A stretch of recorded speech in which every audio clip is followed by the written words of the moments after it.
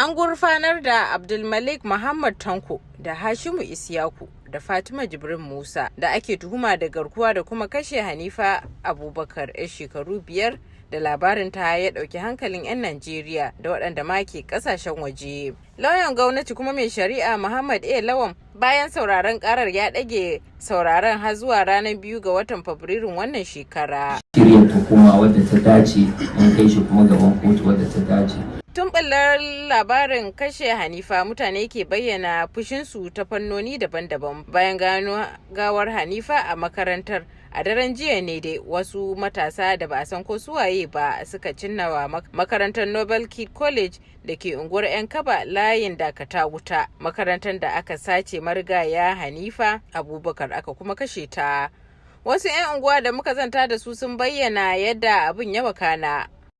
Ba wanda zai iya sanin cewa waye sa wannan wutar, domin jami'an tsaro na dakata inda sun yi bakin kokarin su tun da aka yi abin nan, yaran nan sun hasala su zo su kone gurin nan, amma ganin akwai gidaje na makwabta gun aka bari wutar ta kama ba a san iya abin da zai faru ba. Wajen karfe nawa ka fito kai? Ni na fito wajen karfe 1:20. Fito around 1:30 haka daga wuta tana ci sosai da ihun mutane da ba'a da sanyin da za a kashe wuta.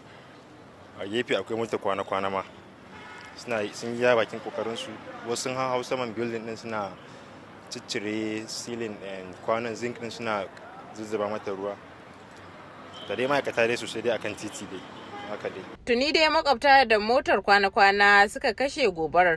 Mun zanta da kakakin rundunar 'yan sandar Kano SP Abdullahi Haruna Kiyawa wanda ya tabbatar da faruwar haka tare da cewa ba a kai ga kama waɗanda suka cinna wutar ba. Ya kuma yi ƙarin haske dangane da gurfanar da waɗanda suka kashe Hanifa gaban kotu.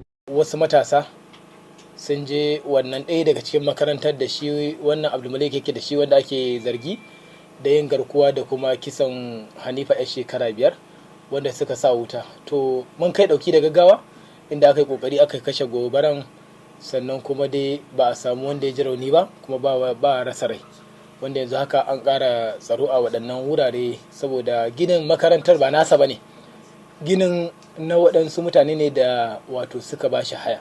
Haka zalika bincike akan wannan ƙorafi ma zan ce ya kammala, wanda yanzu haka ɗinan da nake muku bayani suna kan hanyar wato mun tattara dukan bayanai, wato shi kundin binciken case file an kai shi ma'aikatar shari'a.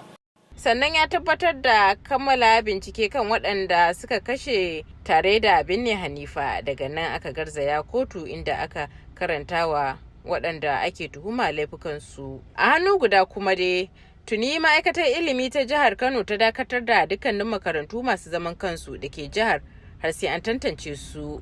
Baraka Bashir, murya Amurka daga Kano a Najeriya.